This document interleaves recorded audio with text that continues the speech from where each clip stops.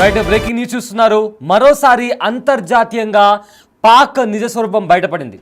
అయితే ఇవాళ ఉదయం పాకిస్తాన్, అదేవిధంగా పాకిస్తాన్ ఆక్రమిత కాశ్మీర్లో భారత్ మెరుపు దాడులు చేసిన తర్వాత అక్కడ 100కు పైగా ఉగ్రవాదులు చనిపోయారు. ఈ నేపథ్యంలో లష్కర్ తోయిబాకి సంబంధించిన చాలామంది ఉగ్రవాదులు కూడా చనిపోయారు. అయితే అందులో ముఖ్యంగా అజహర్ మసూద్కి సంబంధించిన కుటుంబ సభ్యులు కూడా అందులో చనిపోవడం జరిగింది. అయితే మొత్తం మీద చూసుకుంటే అక్కడ 100కి పైగా ఉగ్రవాదులు చనిపోయిన నేపథ్యంలో అక్కడికి ఒక్కసారిగా ఏవైతే అంత్యక్రియలు చేసే ప్రాసెస్ ఉంటుందో ఆ అంత్యక్రియలు చేసే ప్రాసెస్లో ఆర్మీ కూడా వచ్చి జాయిన్ అయింది. దానికి సంబంధించిన విజువల్స్ కూడా ఇప్పుడు మనం చూడొచ్చు. అయితే ఎవరైతే ఉగ్రవాదులు చనిపోయారో, ఎవరినైతే ఇండియన్ ఆర్మీ హతమార్చిందో, ఉగ్రవాదం అంటే మతం పేరిట ఉగ్రవాదాన్ని తీసుకొచ్చి మనుషులను ఉగ్రవాదం వైపు తీసుకొచ్చి జనాలను, అమాయక ప్రజలను చంపేసిన ఉగ్రవాదులను ఇండియన్ ఆర్మీ హతమారిస్తే పాకిస్తాన్ ఆర్మీ వాళ్ళ అంత్యక్రియలకు వెళ్ళి అక్కడ నిల్చొని ఆ అంత్యక్రియల్లో పాల్గొన్నటువంటి పరిస్థితి కనిపిస్తుంది. అంతేకాకుండా ఇక్కడ ఇంకో ఇంపార్టెంట్ పాయింట్ ఏంటి అంటే, ప్రతి దేశానికి ఆయా దేశానికి ఒక జెండా ఉంటుంది. అండ్ ప్రతి దేశానికి వాళ్ళ నేషనల్ ఫ్లాగ్ అంటే ఒక ప్రైడ్, ఒక గర్వం. ఆ దేశానికి కనిపించిన ఒక జెండా కనిపిస్తే ఎంతో ప్రైడ్గా చూస్తారు, అది ఏ దేశమైనా కానీ. అలానే పాకిస్తాన్కి దేశానికి కూడా, పాకిస్తాన్ వాళ్ళ దేశానికి ఉన్న జెండా, వాళ్ళకు ఆ ఫ్లాగ్ అంటే వాళ్ళకు కూడా ప్రైడ్, ఇంకా చాలా గౌరవం కూడా. అండ్ అది కనిపించిన ప్రతిసారి ఎంతో ప్రౌడ్గా ఫీల్ అవుతారు.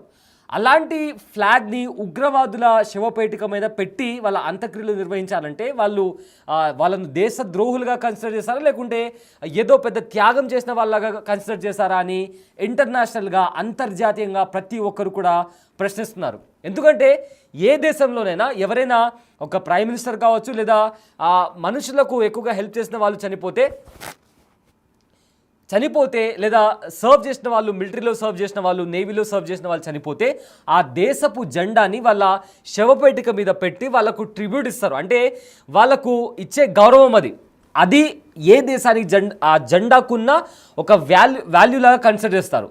సో పాకిస్తాన్కి కూడా వాళ్ళ దేశపు జెండా ఉంది. కానీ పాకిస్తాన్లో ప్రపంచమంతా ఒకలాగా ఫాలో అవుతే, పాకిస్తాన్ అయితే ఇంకోలా ఫాలో అవుతుందని చెప్పుకోవచ్చు. ఎందుకంటే ఉగ్రవాదులు చనిపోతే వాళ్ళ శవపేటిక మీద ఆ దేశపు జెండాని పెట్టి అంత్యక్రియలు నిర్వహిస్తున్నటువంటి పరిస్థితి ఇక్కడ మనకు చాలా క్లియర్గా కనిపిస్తుంది. అయితే ఆ స్క్రీన్ మీద మీరు చూసినట్లయితే ఆ స్క్రీన్ మీద ఏదైతే అంత్యక్రియలు జరుగుతున్నాయో అక్కడికి హఫీజ్ అహ్మద్ రౌఫ్, ఇతను మోస్ట్ వాంటెడ్ టెర్రరిస్ట్, లష్కర్ తోయిబాకి సంబంధించిన వన్ ఆఫ్ ది చీఫ్, అదేవిధంగా మోస్ట్ వాంటెడ్ టెర్రరిస్ట్. ఇతను ఆ అంత్యక్రియలో పాల్గొన్నాడు. అతనితో పాటు మీరు బిగ్ టీవీ స్క్రీన్ పైన చూసుకుంటే పాకిస్తాన్ ఆర్మీ కూడా కనిపిస్తోంది. అయితే పాకిస్తాన్ ఆర్మీ ఎప్పుడు చెప్పేది ఏంటి, పాకిస్తాన్ ఆర్మీ కానీ పాకిస్తాన్ ప్రభుత్వం కానీ మేము ఉగ్రవాదానికి అగెయిన్స్ట్, మేము ఉగ్రవాదాన్ని సపోర్ట్ చేయలేదు అని చెప్పి కూడా చెప్తుంది. కానీ ఇక్కడ విజువల్స్లో చూసుకుంటే చాలా క్లియర్గా పాకిస్తాన్ ఆర్మీ అక్కడ ఉగ్రవాదుల అంత్యక్రియల్లో పాల్గొనింది. అండ్ దాంతోపాటు ఆ అంత్యక్రియలను లీడ్ చేసింది కూడా ఇస్లాం మతం పరంగా. అంత్యక్రియలు జరిగేటప్పుడు ఆఖరి నమాజ్ చదువుతారు. ఆ నమాజ్ని చదివింది కూడా పాకిస్తానీ మోస్ట్ వాంటెడ్ టెర్రరిస్ట్ అయిన హఫీజ్ అబ్దుల్ రౌఫ్. సో ఈ నేపథ్యంలో అక్కడ చాలా క్లియర్గా అనిపిస్తుంది, పాకిస్తాన్ మాకు ఉగ్రవాదులతో సంబంధం లేదు అని చెప్తుంది. బట్ ఇక్కడ చూస్తే ఏకంగా ఆర్మీ వాళ్లకు ఎస్కాట్ ఇస్తున్నటువంటి పరిస్థితి కనిపిస్తోంది. ఆల్సో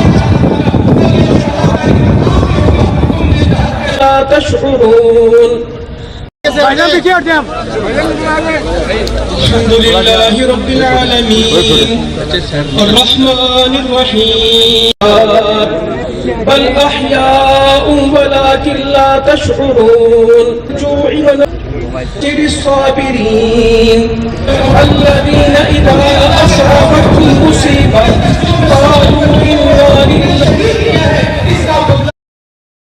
రైట్, చూసారు కదా అయితే పహల్గామ్లో ఉగ్రవాద దాడి జరిగిన తర్వాత పాకిస్తాన్ దీనికి మాకు సంబంధం లేదు అని చెప్తూ వస్తుంది. కానీ ఎన్ఐఏ ఇచ్చిన రిపోర్ట్ ప్రకారం ఆ ఉగ్ర దాడి వెనుక ఖచ్చితంగా పాకిస్తాన్ ఆర్మీ, పాకిస్తాన్కి సంబంధించిన ఇంటెలిజెన్స్ వింగ్ ఐఎస్ఐ అండ్ వీళ్ళతో పాటు పాకిస్తాన్లో ఉన్న లష్కరే తోయిబా అనే ఒక ఉగ్రవాద సంస్థ, వీళ్ళు ముగ్గురు కలిసి ఆ దాడికి పాల్పడ్డారు అని ఎన్ఐఏ ఒక రిపోర్ట్ ఇచ్చింది. సో దానికి పాకిస్తాన్ ఒప్పుకోలేదు. కానీ ఇవాళ కనిపిస్తున్న దృశ్యాలు, ఇవాళ కనిపిస్తున్న విజువల్స్ మనం చూస్తుంటే పాకిస్తాన్ ఆర్మీ, ఐఎస్ఐ, ఉగ్రవాదులు వీళ్ళు మొత్తం అంతా కలిసి ఒక్కటే అని చాలా స్పష్టంగా కూడా మనకు అర్థమవుతుంది. అయితే ఇదే అంశానికి సంబంధించిన మరింత సమాచారం మా ప్రతినిధి శివ అందిస్తారు. రైట్ శివ, ఈ దాడి జరిగిన తర్వాత పాకిస్తాన్లో ఉగ్రవాదులు చనిపోయిన తర్వాత వాళ్ళ అంత్యక్రియల నిమిత్తం అక్కడ ఉగ్రవాదుల అంత్యక్రియలు నిర్వహించడానికి పాకిస్తాన్ ఆర్మీ వాళ్ళు కూడా అక్కడ కనిపిస్తున్నారు. సో దీన్ని ఎలా చూడొచ్చు, దీనికి సంబంధించి ఉన్న అప్డేట్స్ ఏంటి?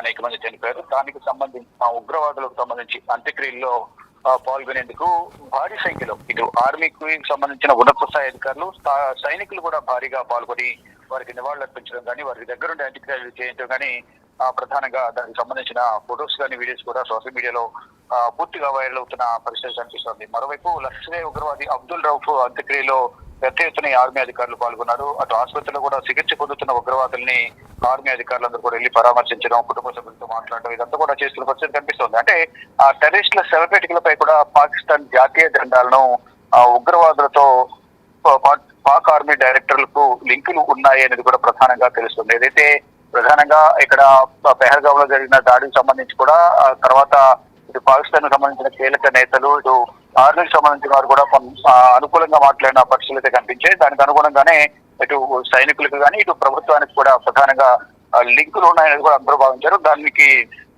నిరూపితమయ్యే విధంగా కూడా, దానికి ఉదాహరణగా కూడా, ప్రత్యక్ష సాక్ష్యంగా కూడా ప్రపంచం ముందు తెలిపే విధంగా ఉగ్రవాదుల అంత్యక్రియలు పాల్గొనడం కానీ, శవపేటిక పైన పాకిస్తాన్ జెండా పెట్టడం, ఆసుపత్రిలో చికిత్స పొందుతున్న వారిని పరామర్శించడం, ఇదంతా కూడా ప్రపంచం అంతా కూడా చూస్తుంది. దీన్ని బట్టి అందరూ కూడా పాకిస్తాన్ సైనికులు కనుసన్నల్లోనే ఉగ్రదాడులు జరిగాయి భారత్ పై అనేది కూడా అందరు నమ్ముతున్న పరిస్థితి కనిపిస్తోంది. అంటే most wanted terrorist Hafiz Abdul అంత్యక్రియలో ఈ ఆర్మీ అధికారులందరూ కూడా పాల్గొన్నారు. ఇక హఫీజ్ అబ్దుల్ పక్కనే పాక్ ఆర్మీ అధికారులు కూడా ఉన్నారు. ఇంకా టెర్రరిస్టులు పెంచి పోషించి ఇండియా పైకి ఉసిగెల్పే ప్రయత్నం అయితే పాక్ ఆర్మీ చేస్తుంది అనేది కూడా దీన్ని బట్టి నిర్ధారణ అయిందని కూడా ప్రధానంగా కొంతమంది విశ్లేషకులు భావిస్తున్నారు. ఉగ్రవాదుల అంత్యక్రియలకు పాక్ ఆర్మీ హాజరు కావడంపై ప్రపంచ వ్యాప్తంగా కూడా విమర్శలను మూటగట్టుకుంటుంది పాకిస్తాన్ ప్రభుత్వం కానీ, ఇటు ఆర్మీ కానీ. మొత్తంగా చూసుకుంటే అంటే నిత్యం అక్కస్సు వెళ్ళగక్కుతూ ఏదో ఒక విధంగా భారత్ పైన విమర్శలు చేయాలి, దాడులు చేయాలనే దిశలో పాకిస్తాన్ ఉంది. దానికి సంబంధించి ఉగ్రవాదుల చేత కాల్పులు జరిపించడం కానీ, దానిపై ప్రతీకార దాడిలో భాగంగా నిన్న రాత్రి జరిగిన దాడుల్లో పాకిస్తాన్ పైన ఆపరేషన్ సింధూర్ పేరుతో అటాక్ చేసింది భారత్. దాంట్లో కేవలం ఉగ్రవాద స్థావరాలే టార్గెట్ గా ఫిక్స్ చేసింది. ఎక్కడ కూడా సివిలియన్స్ పై కానీ, సైనికులపై కూడా ఎక్కడ కూడా దాడి చేసిన దాఖలాలు లేవనేది కూడా భారత ప్రభుత్వం అధికారికంగా ప్రకటించింది. కానీ ఇక్కడ వారు చనిపోయిన వారికి సంబంధించి మాత్రం ఎవరైతే ఉగ్రవాదులు ఉన్నారో వారి అంత్యక్రియలో పాల్గొనడం అనేది కరెక్ట్ కాదు. ఇది కావాలనే వీరు ఆర్మీ వెనుక ఉండి ఉగ్రవాదులను నడిపిస్తున్నారనేది కూడా దేశానికి.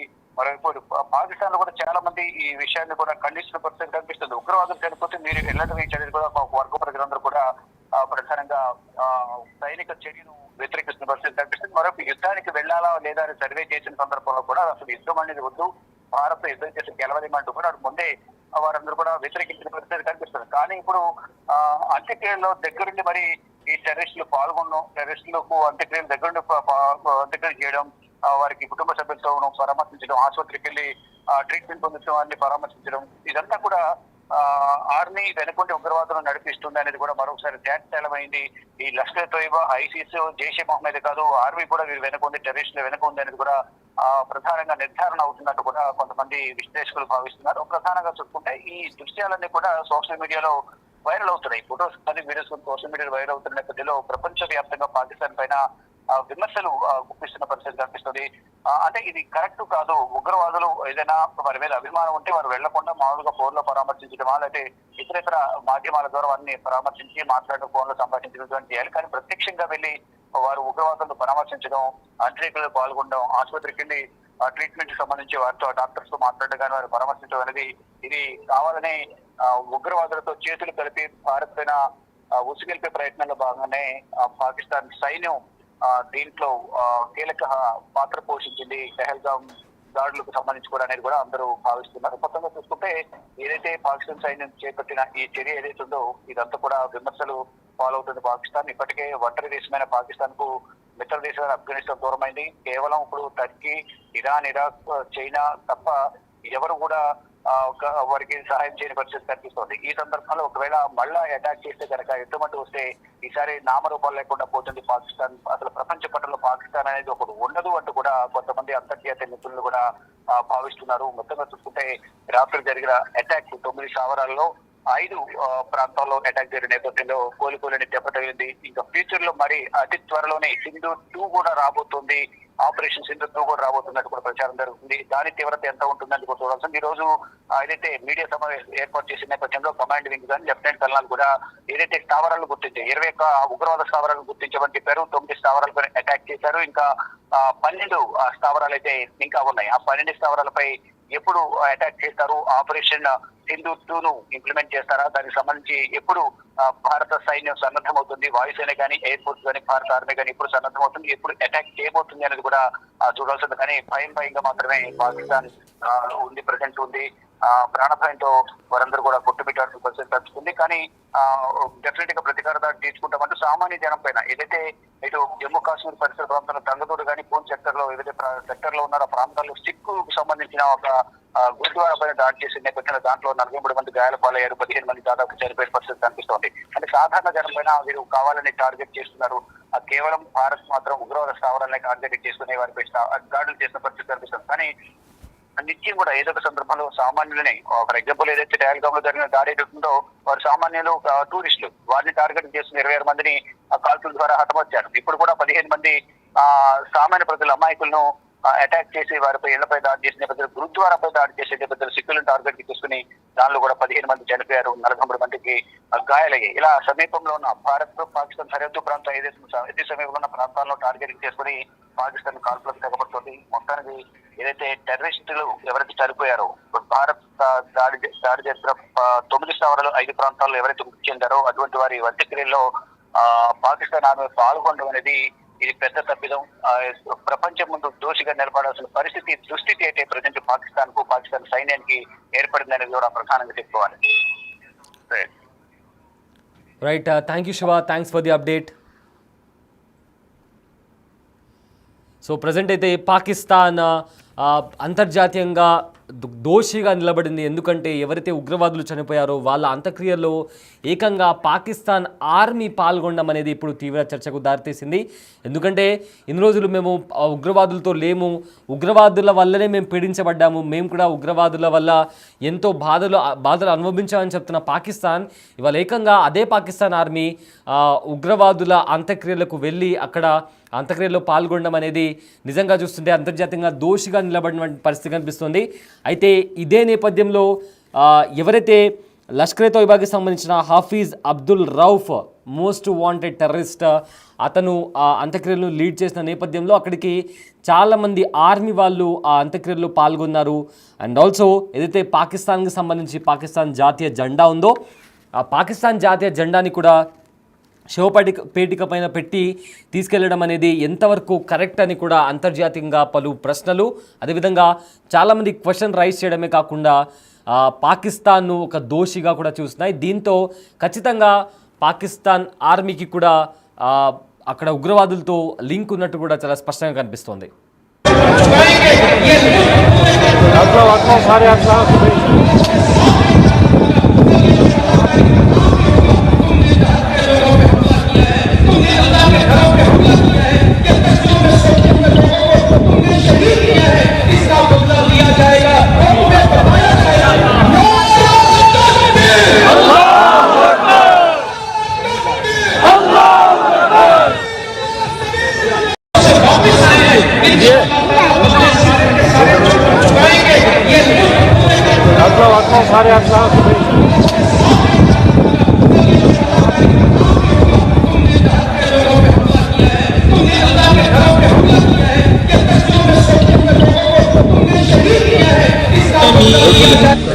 الرحمن الرحيم.